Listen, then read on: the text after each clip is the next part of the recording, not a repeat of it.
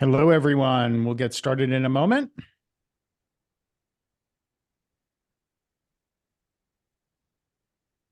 All right, welcome. This is Tom Pacello, the ROI guy.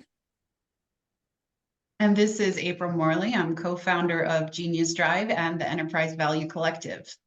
Welcome to our webinar today, Sales Executives, the essential shift from product-led to value-centric. And joining us today is Sherri Sklar. Hi, Sherri. Hello, it's great to be with you guys. Thanks for having me. Sherri is a veteran Chief Revenue Officer, CRO, and a go-to-market strategic advisor with her consultancy, GrowthTerra, and also with Edison Partners. And we're so happy to have her with us today. So thank you so much, Sherri, for joining us. Oh, it's a pleasure to be here. I love being with you guys. You always have the best shows, the best discussion. So thanks for having me. Awesome. So we've got a pretty loaded question for you right off the bat. How do buyers feel about their purchases? Are our customers happy with us as solution providers and with what we sell them? That's a very good question. Very loaded question. It seems that there's just a whole lot of evidence that buyers more and more are not confident about the choices that they're making.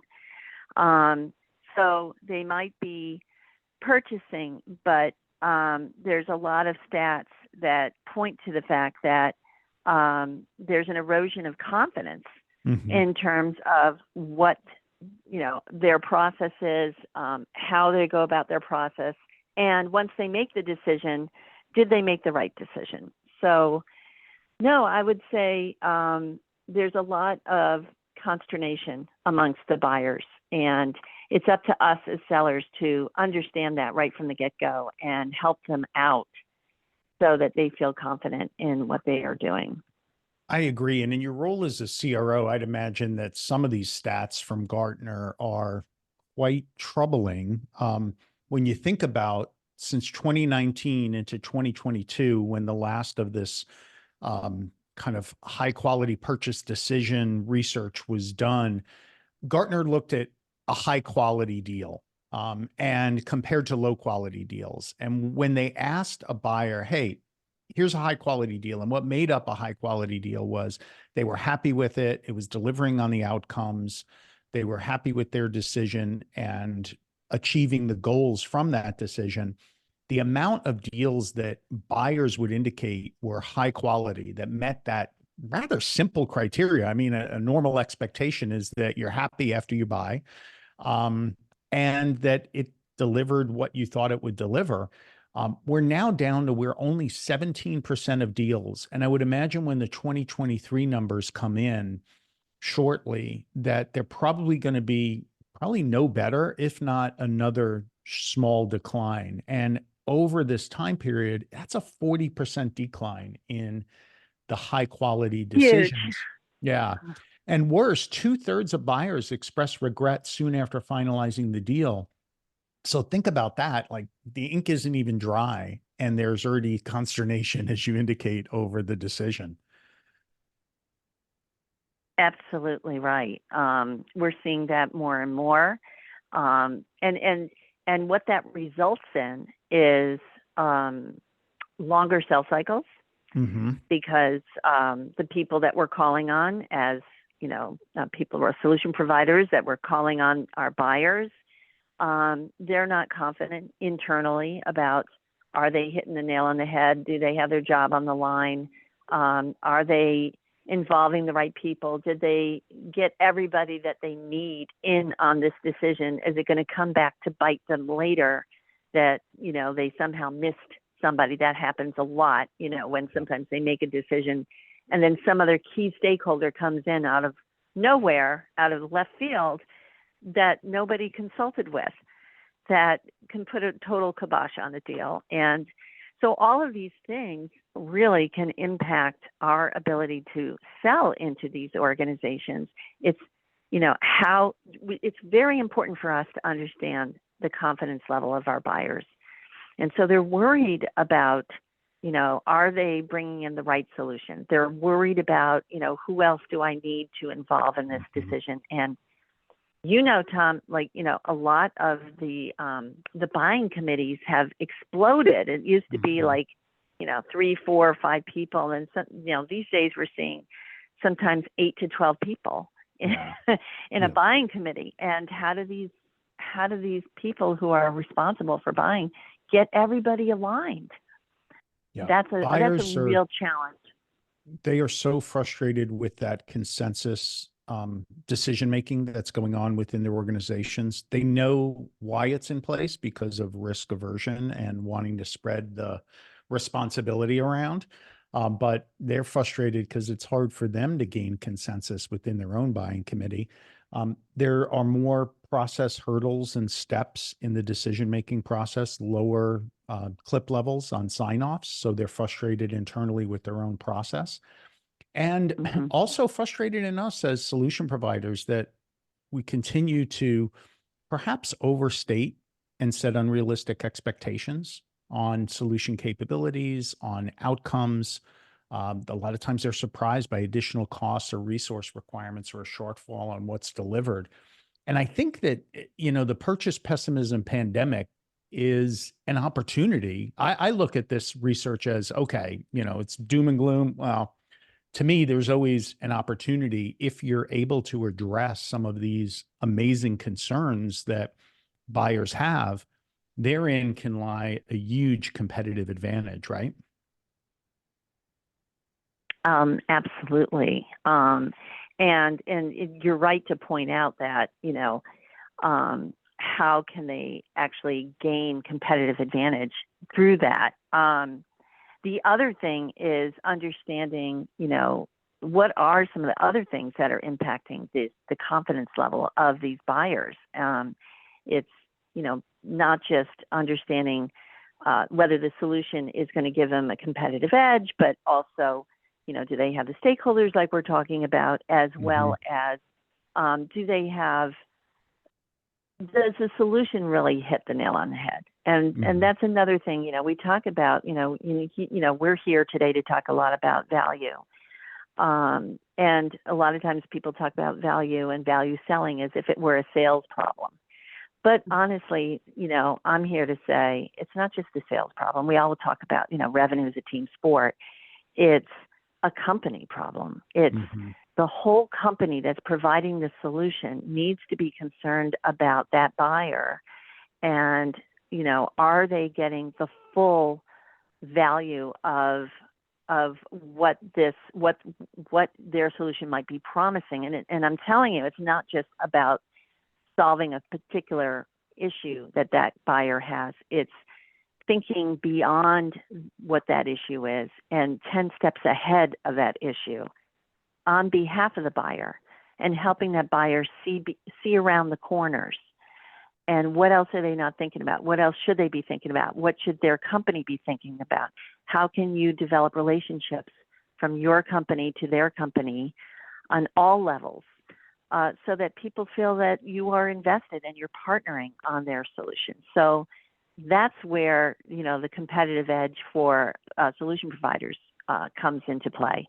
And that's how we can help the buyer who's got this erosion of confidence get over it and choose you. So, it's really a great question, because sellers can really take advantage of that whole notion that buyers are lacking confidence. And if you don't, by the way, Tom, what that leads to. It leads to, slower sales cycles, smaller deals. Buyers putting in things like termination for convenience clauses, 1-year deals versus 3-year deals, lower retention rate, right? Because they're just not completely bought into it. Yeah, absolutely. And kind of going back to what you had stated early, Sherri, is that The challenge with a confidence in a decision is really an organizational problem, because there's this environment of uncertainty, there's an environment of fear. The buyers are trying to gain consensus across a large body of stakeholders. So for them, it's an organizational problem. And here you're saying that the approach of the sales team or the organization is also an organizational problem. Like, how can you connect one large group of stakeholders in the sales organization with the large group of sales, the buyers and the customer, so that everybody's speaking the same language, on the same page, that the decision is a good decision to move forward with. And we have seen that, value selling, as you just stated, speaking to the problem that the customer is trying to address, what outcomes they're trying to achieve. This value selling can really help bridge the gap between these two large group of people. What's your perspective on why is this so important in bringing them together? It's to me, it's a great question, April. It is absolutely paramount that there is alignment between all parties, between both organizations, and so it's helping. It's just realizing that you're helping this organization not just buy your solution, but really the mindset has to be they are going to receive value. How do we deliver the maximum value we can deliver to that organization? And so, when I look at it, it's not a sales problem. It is I do look at it as a go-to-market problem. I look at it as a company problem. When I say problem, meaning let's involve the entire company in how do we deliver the maximum value to this customer. So it's critical to be aligned across the key stakeholders with key people who speak those stakeholders' languages from your organization. It's critical to have people in your organization that really understand, like seeing around the corners for that buyer and for their company, and helping them visualize the bigger impact that they can have with your solution. This is the only way to really make a difference in how you stand out as a competitor, by the way. So you're not just a seller, you are a problem solver. You are I almost think it's almost like being like, see yourself as having a calling as an organization to help your customers see their future. So be the Yoda for sales, be a Yoda for these people, That's the kind of mindset that I think where, winning organizations have that kind of mindset. Yeah, and we see that in the research here. This is from Rain Group that was just released, 100 skills and behaviors across 13 categories, a real comprehensive analysis of top performers versus middlers and laggards. And when we just look at the sellers, 60% of the factor of them being a top performer, delivering persuasive value engagements, presentations, and proposals, 63%, even higher, are they able to build a strong ROI and buying case? But I like, Sherri, what you said is that this isn't just a sales challenge. This is really a company, an organization challenge. And what we see too often, particularly in earlier stage and growth stage organizations, is they've been successful in the beginning with a product-led, product-focused strategy. And they haven't made the pivot to what it takes to succeed in the broader marketplace beyond just a few of those early adopters that they had some early success with. Talk about the importance of that and what you've seen in companies that you've joined, and I'm sure that you've worked with at Edison. Very good. Boy, this statistic that you're talking about, this is a classic problem, unfortunately. We've been talking about this problem for 20 years. I know, it doesn't seem to go away. And as much as we're like really bringing in value-based programs and all kinds of, the challenger and solution selling and, winning by design, wonderful organizations that are bringing discipline and process and, an approach to really aligning with customers. Why is it? I was quoting just a few years ago, there was another study by Oracle where, 78% of all sellers think that they're doing a great job communicating value, and yet only 7% of customers thought that they were delivering value. Yeah. That means, what is going wrong here? It's still, with all of the methodology, with all of the stuff that we're giving our sales folks, why is there this disconnect between customers and sellers? And particularly, you're right, there's a difference between the startup and the scale up. Startup, you want to go for the early adopters, and it's okay to talk about the product, and, really, because you're trying to get these early adopters to help you even define your product even better. So that's okay. But when you start to scale up and you start to, really perfect your go-to-market, and really try to figure out, how do you go from, a few million to 100 million, that's when you need to help your organization and help your customers' organization not just be early adopters of technology, but I would call it business adopters, business solution adopters. And how do you help them solve for their business being better business as a result of doing business with you? So it's not about the product, it's about how have you added value to them as a whole. And where are people? So why are selling organizations missing this? It's still happening because they're focused on the product. They're still thinking they're early adopters. They're still thinking they got to sell, feature function, which is, yes, it's part of it, but it's not good enough. You need to help your customers go way beyond what you think you need to have almost like a business degree in your customer's business. You need to be that good. You need to be so knowledgeable about who they are that they go, wow, this is not just a salesperson. This is somebody who really can help me, a partner. So that takes more than product training in an organization where you have a solution. It's not just product training. It's not just sales training. It's, really hiring the right people so that they have the right kind of mindset to go study their customers' 10Ks and their annual reports, and understanding the industry and understanding their seller, their customer's customer. Just really putting yourself in the shoes of your customer, and doing it better than anybody else. Yeah, absolutely. We've seen that those early buyers are really focused on the technology. They're excited to innovate. But then as you start to move into the early majority, they're a lot more skeptical, really focused on business outcomes. And we've seen that a lot of organizations don't realize that they need to make the shift until after it's too late. Once the sales metrics are starting to slow down and they're already in the trouble category, instead of addressing it proactively. Yeah. And so good. That's such a great point. You just used the key word, outcomes. I always think of, putting the customer at the center of everything that you do, which is really where value comes from, is really understanding that customer so well. And just imagine yourself being in that customer's shoes. And we talk about what's called outside-in thinking.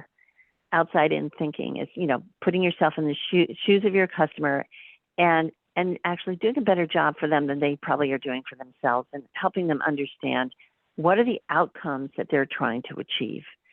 So, April, what you just pointed out, the outcome-based selling is really getting to the point where you can help your customers visualize their future. And that forever and a day has been my secret to selling. It's like, even when we didn't have PowerPoint, back in the early days when I was a rep, there was nothing like that. But I remember putting in place what I called vision. I had some kind of vision graphics that I used to show my customers when I was a sales rep. And I used to paint a picture of what the future could be for them. These things, I ended up getting awards for this. It was like way ahead of its time, but it really is the same thing today. It's like, that's the secret is, you as a seller, but not just as a seller, the whole selling organization needs to help your customers visualize. And as I say, see around the corners, help them understand 10 steps ahead what's ahead for them. It's amazing how that sets you apart. And also not just setting apart, it just leads to all kinds of great metrics. The sales reps that end up doing that the best end up doubling, tripling the size of deals, accelerating the deals to go faster. Those are the ones that will be able to convince the customer to go for the multi-year versus the single year. So it really is amazing what customers will sign up for if you just ignite that understanding of what their vision is and align with them in terms of what's possible and help them get there. We talked about earlier, a few minutes ago, what are they struggling with? The customers, why do they have a lack of confidence? They're struggling. What are the next steps they should be taking? And we all talk, in sales training, we talk about how important mutual action plans are, but, it really does work. They help the customer visualize how they should be going through their buying process even. So just, those are the types, that's the mentality. Yeah. Moving from mentality to actual action plan, you mentioned in our podcast a few weeks ago, the 7 C's of a value program. And I'd love for you to review those again with us here, because it is a pretty difficult change management challenge for the organization. And we know that sellers aren't always getting this right. So you've got these 7 C's that you use as your guidepost to excellence. So can you walk us through that, Sherri? Yeah, sure. It just, it was so easy to come up with these 7 C's. I don't know, it just kind of fell out, I was writing it down one day and I said, it just kind of fell onto the page. It starts off with C for customer. Customer, as I mentioned earlier, it's the number one element of anything you do in sales. You've got to put the customer in front of everything that you do, understanding that person and persona and ICP. That is one of the key things I see a lot of companies missing in there is they're going after the wrong ICP, or they didn't take the time to define it properly, and they have their whole entire revenue team kind of like going after whoever they think they should be going after, but it wasn't defined. And so you've got some people on the sales team going after one type of customer and others going after others. And you have marketing going after another group. You can talk about the misalignment within a revenue organization. It starts with not understanding who your true customer is. So take the time to understand your customer, define the ICP, and define the personas within that ICP. Critical to get everybody aligned. So that's number one. Number 2 is competitive strategy.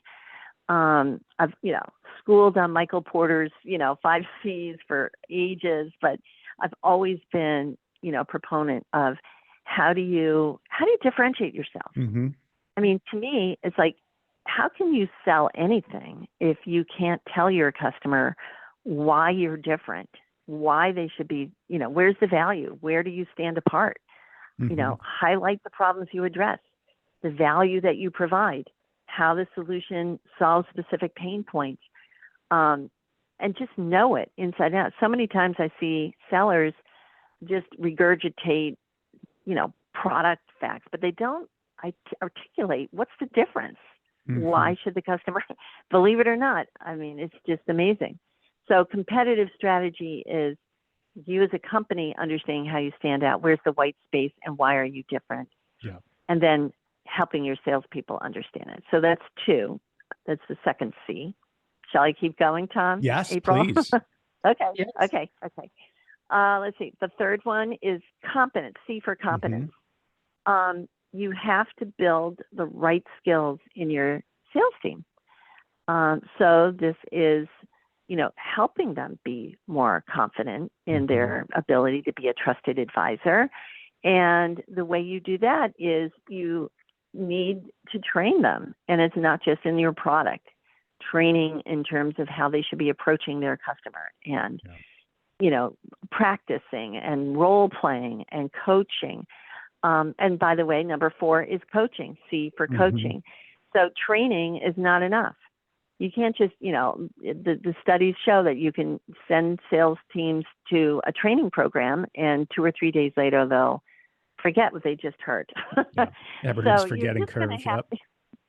Yeah, sure. And so, it's really important to understand that the first line manager is probably the most important person in the whole organization, because they're the ones that have the most influence on your sellers and need to be able to reinforce what the sellers need to be able to do. So coaching is the 4th C. And the 5th C is content. So, sellers have a hard job. I mean, it's just very difficult to be able to pull all these things that, we're all talking about today together. But content is critical. Content provides the fuel for the salesperson to be able to communicate, what is the value. So help the sales team with tools like stories and letters, ROI calculators, give them the situational fluency that helps them stand out amongst their peers. You and I created at a firm where I was a CRO recently, a capability maturity model, which salespeople could then use to help their customers understand where are they in the spectrum of best practices, and helping their customer really move along the continuum.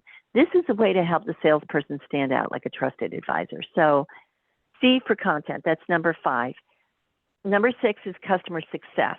I put that in there because a lot of companies think customer success it's like an afterthought, and it's anything but an afterthought. It is probably one of the most essential areas. In fact, customer success isn't a function. It should be a mindset in the whole organization. That's really why I put it in there, because, retention is everything in terms of, profitability and efficiency and growth. And so if you're going to make your company more valuable to investors and to the market, you got to think about, how are you delivering that value? How are you getting the customers to adopt and to expand and to, refer and be advocates, raging, wonderful advocates for you. So customer success. And then the last C is calibration, C for calibration. And put that in there because, if you don't measure, you can't improve. So measuring key performance indicators allows you to be able to track your program's effectiveness. Things like close rates, conversion rates, pipeline growth, size of deals, speed of sell cycles, revenue overall. These are the things that you need to be looking at to make informed adjustments to improve performance. How's that? That's an amazing For 7 C's required. Thank you so much, Sherri. We love the 7 C's. Oh yeah, sure. So as Tom had mentioned earlier, adoption is a challenge. You gave us a great roadmap for what is required. What do you see as some of the challenges to really getting value right? So yes, the challenges are many and all too prevalent. It's just, it's amazing to me still. I mean, it is, we're in 2024 now, and we've had the same type of challenges for years. We keep talking about it, but it's important to bring up and to help our sellers really understand what the key challenges are. And it's not just the sellers, as I said, it's a company thing. Number 1 is a lack of executive support. So it's important that, you have, whenever you implement a value program, it's important that the top leadership of the company is driving it. It's important to understand that this is all about change management, and it takes time to make change happen and to get meaningful change. At the same time, you can expect to see some pretty fascinating early results. You can get some leading indicators that not too long after you start implementing the value program, you start to see some changes. For instance, we would see things like even in the first month, we would close bigger deals. We would save churn, save some companies from having to churn. We would get rid of bad types of deals, fluff that's in the pipeline because it wasn't aligned with the customer, wasn't aligned with the right ICP or the persona. We understood what we were doing finally to be able to get rid of the fluff in the pipeline and really bring in new pipelines so that you can improve the pipeline coverage. So these are like leading indicators that you're doing something right early on. So, but executive support, you need to have that top, executive support to understand that you're going to initially see these short-term leading indicator improvements, but you expect that you're going to have long-term growth, like really exponential growth. It takes time. So that's number one. The challenge is lack of executive support. If you don't have that support, it's going to be tough to keep going with the value program. Does that make sense to you guys? Number one. Totally. And we see too that sometimes you'll have the support in the beginning, but patience can sometimes be lacking. And so it has to be persistent executive support with a reasonable timeline that's not, hey, you've got 2 quarters to get this right and to hit all of the metrics, and otherwise we're going to divest in the program. So it's this long-term, I think, view that unfortunately a lot of executive leaders are managing quarter by quarter. They're under increased pressure to become profitable right away now. So we see that this is probably the biggest issue that many marketers, sales leaders, value leaders are going to face, is waning executive support in the face of profitability, short-term profitability requirements. It's really so true. Really, really good point. And I think it's incumbent upon revenue leaders to really educate the CEO, the CFO, the board on why it takes time. But at the same time, recognize that the CEO, the CFO, and the board need to see some signs of improvement along the way. And you can definitely show that short term. Yeah. But everybody still needs to be aligned on what this is. And if everybody can understand that, we're really setting things up now, 2024 for, a blockbuster either by the end of this year or the end of, or 2025 and beyond, that's really what the goal is. It's long-term, it's growing from, 10 million to 100 million. So how do you set that up?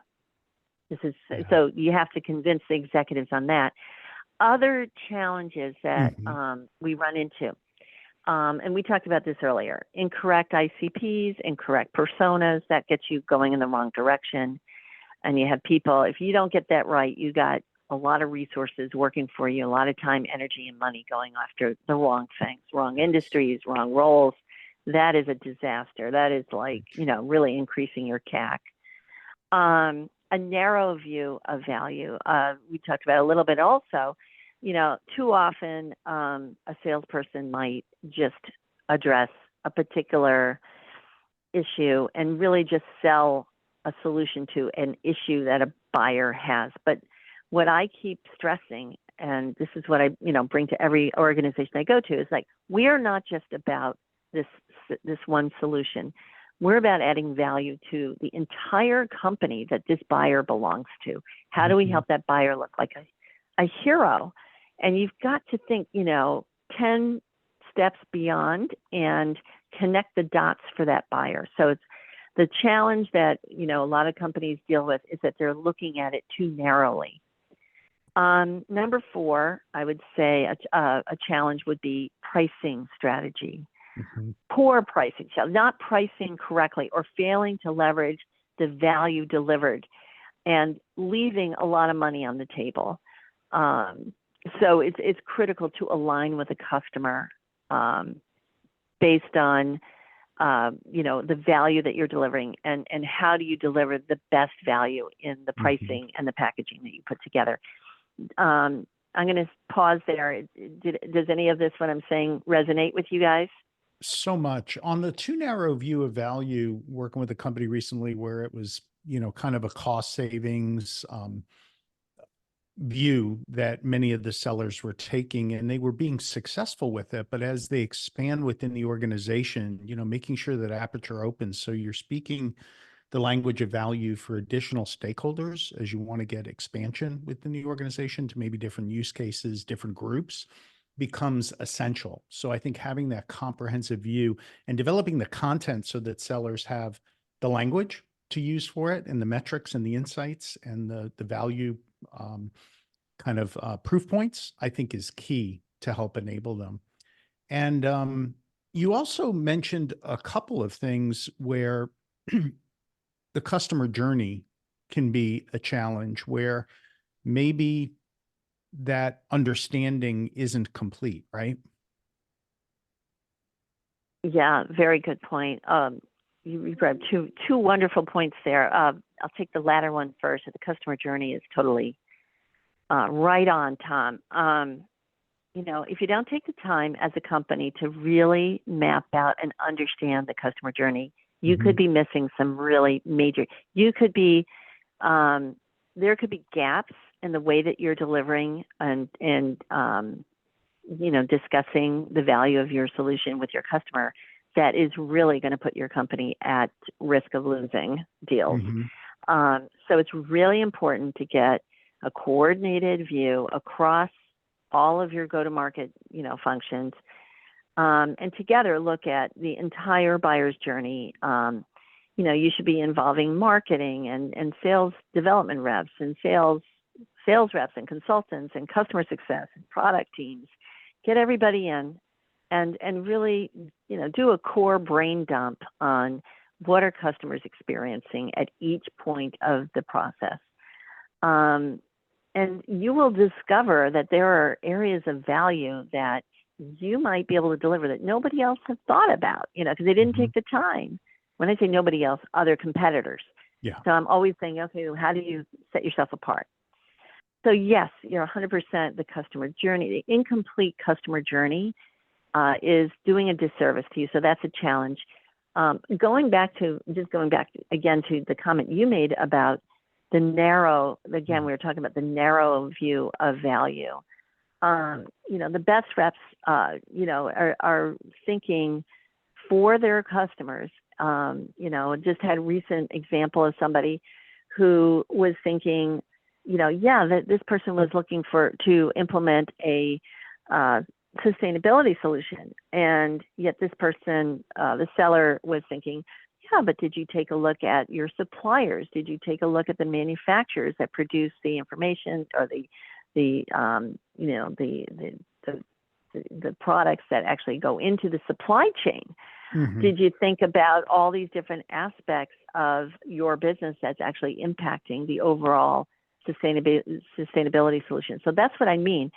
And that was a good example of somebody that really took, an assignment of, oh yeah, just sell this solution, but taking it to think of the solution like an octopus.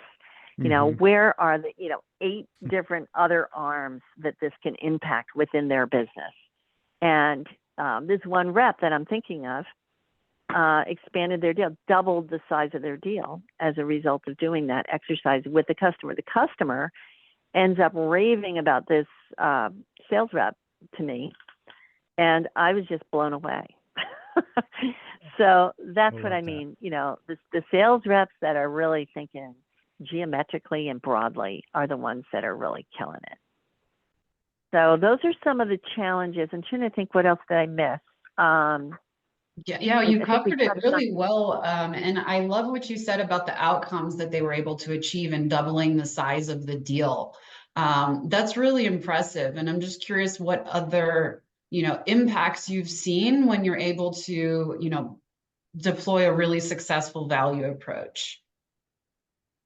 Yeah, this has happened over and over again, April, so many times.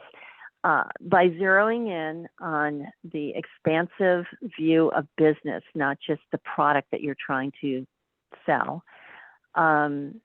you can, very easily double, triple, done it many times with many companies. One company in particular, I'm thinking, their average deal size was like $1 million. But by the time we finished with, we did some value-based training, it was, they were selling like 10 million, 20 million, 30 million, $60 million deals. Wow. It's just like amazing how big it can be. The other impacts are reducing sales cycles. We talked in the very beginning of our talk today where a lot of buyers are confused or they have a lack of confidence in what they're doing. But if you can show them how they buy internally, you be the person to say, hey, you might want to think about this is the way you might want to go about purchasing this. In my experience, you may want to get these types of stakeholders involved. In other words, you do it in a very supportive way. And those salespeople, they stand out. And I can't tell you enough, how many, customers have told me, wow, this sales rep really helped me. I didn't even know, they actually do appreciate it. You think that a lot of salespeople are kind of scared to put the foot forward, like, oh, I don't want to push too much on them, and they're laying out like a whole mutual action plan. In fact, customers actually do appreciate it. It's like you're doing their work for them. Customers appreciate it when you're giving them tools, diagrams, charts, anything that would help them sell internally. So, those are the types of things so accelerating the sales cycle, expanding the deal size, speaking the language of your customer, outcome-based, April, we were talking about outcome-based selling, and really understanding deeply what that customer's business is all about it enables you to get more leads. And if you get marketing and sales in alignment, speaking the same language, talking to the same ICP, by the way, that is one of the biggest problems I also see is not having a common definition of the ICP. And that really is a problem. So marketing could be having one view and sales could have another view. Marketing is bringing in leads of potential customers that are not really the ICP. And you're just like wasting effort. We talked about some of the early metrics that you can use to make sure the executive maintains support, and some of the marketing ones are key. I know that just by reshaping outcome, or outreach programs, what the sellers were outreaching with on social, on email marketing, what marketing was using, led from a 3% conversion to meetings to a 70% conversion to meetings, was able to grow the pipeline, from less than 1x to 5x in terms of coverage, and was able to, on that same company, eventually, as those deals flowed through, that led to 93 new logos within short order. So there's definitely some of these kind of immediate metrics where you're looking for the impact. If you can shape outreach, if you can shape discovery, how do you get deals in the pipeline? How do you get them moving more quickly beyond stalled deals into actual, moving opportunities in later stages? And then ultimately, how do you impact those close metrics, the win rates, the close time, the deal size? And then ultimately there's customer success and looking for the metrics there, which are the renewal rates and the expansions as well. That's correct. Thanks for bringing up all those great stats. That these are real. This is real. We actually really did achieve this, and it was only within like 4 months. Yeah. That's what I'm saying is you can get some great progress in such a short period of time. In another company, I remember applying a lot of our value-based selling, this value-based program that we're talking about. And churn was a big issue for this other company. And they had something like, 27 accounts at risk when I first got there as a CRO. And within, within less than 3 months, we were able to get that down to 6. Wow. So the impact can be real and it can be short-term. Short-term leading indicators, really making a difference. What does it mean long-term? Long-term means this is the ultimate goal is everybody wants to know, how do I scale up? This is the only way to scale up is, differentiate your company, differentiate your company from everybody else. How do you do that? It's not just by selling the product. It's you hiring the right people to know how to talk business and business solutions and business impact with your customers. It's a value mindset within the whole company. It's, you know, having your head of product speak that way. You know, think about it's seeing around the corners for your customers. You know, I think it was Steve Jobs that talked about how, you know, you need to know more than the customer may even know about themselves, and then help them connect the dots. And I think that's the genius of Steve Jobs, but it really does apply to all of us, you know, that are trying to make an impact. Yeah. And Sherri, I think you said it well in that, you know, there is a lack of patience, I think, in over this next year, maybe 2 years, where profitability is something that a lot of companies didn't have, but they're going to need to achieve it in early stages, in growth phases, to get the valuations, to get the financing, to reach that next goal. And so you do need these programs where you can show a 3-month or a 4-month return on investment and have a big impact early. Then, as you said, the bigger gains are being able to scale and ultimately, you know, pivot the company from that product led to a value-centric strategy, where that's where the big reward is, where you're quadrupling revenue.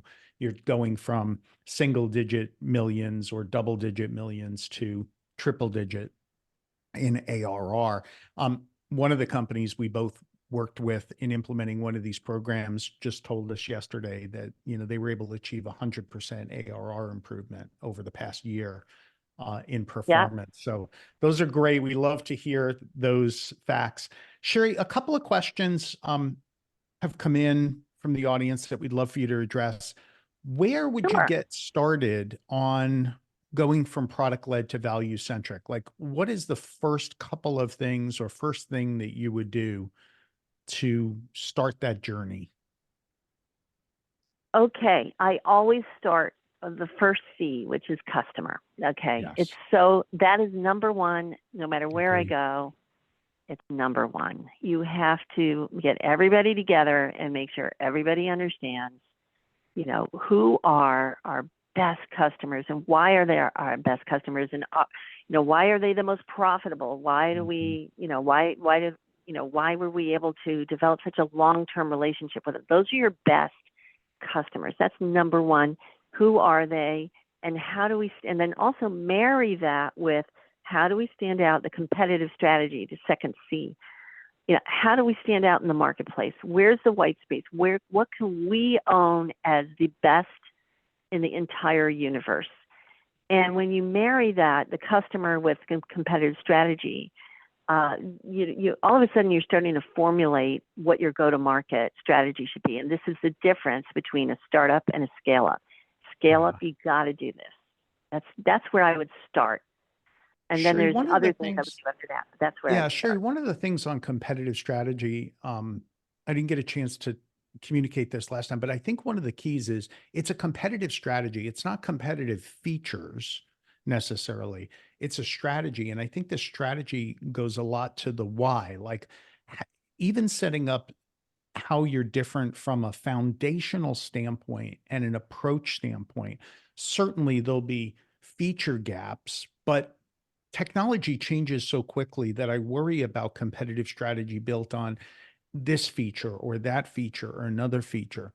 To me, competitive strategy built on a different philosophy or a different purpose, a different mission, like something that's much more visceral, can make a big difference. So I completely agree. Start with customer and then find your competitive difference in the why and the purpose and the philosophy, and then build everything off of that. I think those two things combined. Another key question that comes up a lot is, you know, you've got to value centric. When a lot of people hear that, they're like, okay, we need to just throw away our product led strategy and go with this whole new strategy, whole new methodology.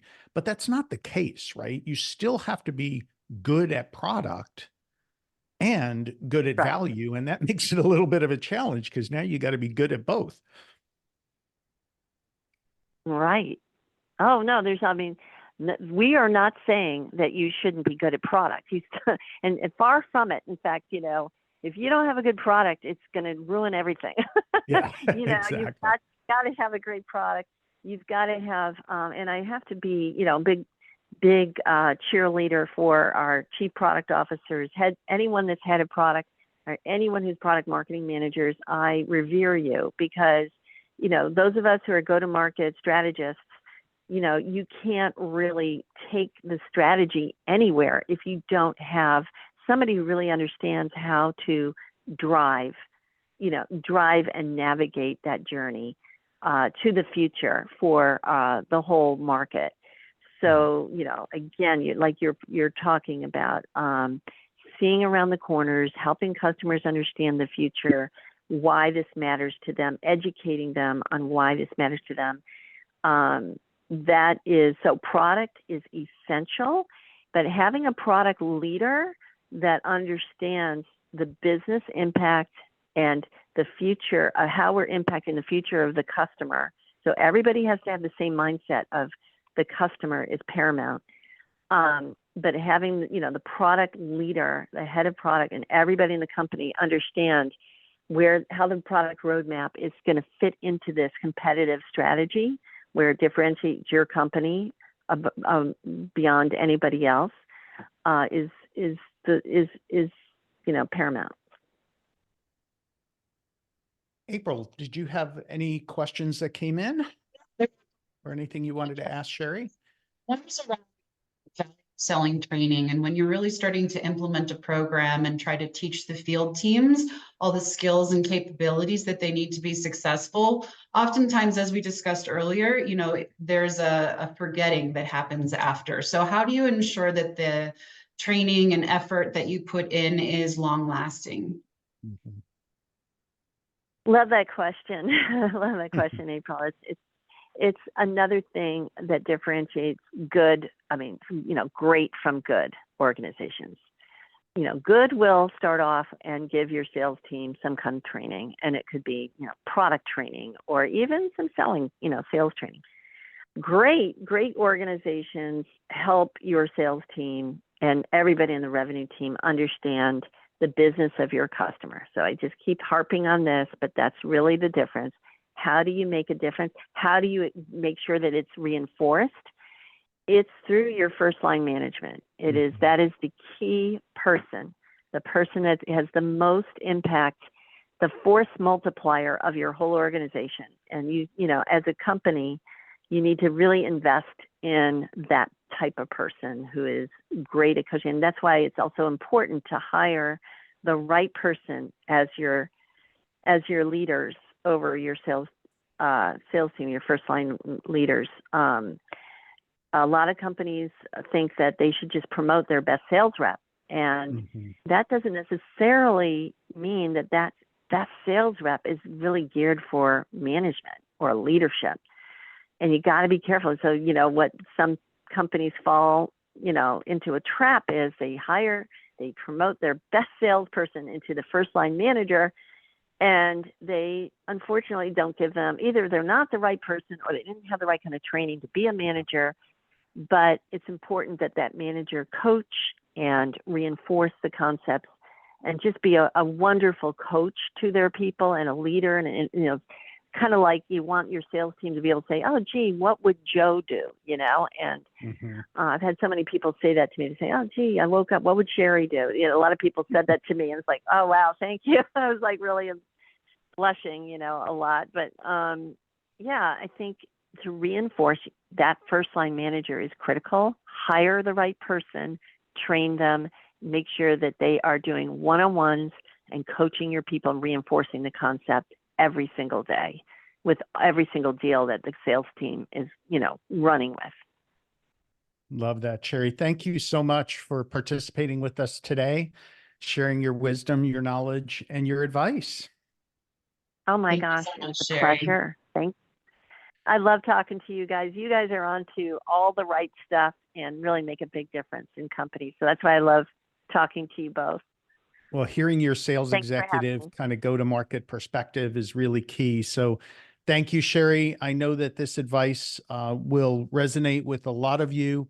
The 7 C's, we have a blog that we'll share with you after. Go to the insights section of the geniusdrive.com website. You'll find that there, as well as any of the research that you saw in this webinar.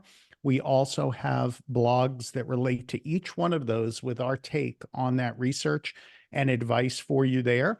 So we will share that with all of you as part of this webinar. We'll list it in the on-demand section, so you'll have shortcut links to it as a resource.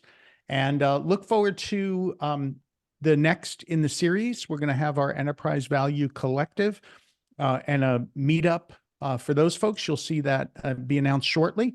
And keep an eye out for other executive sessions that we're going to have in our webinar series. April, thank you for hosting and co-hosting with me.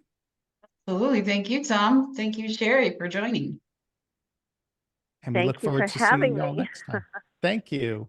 Ciao, everyone. Great job, guys.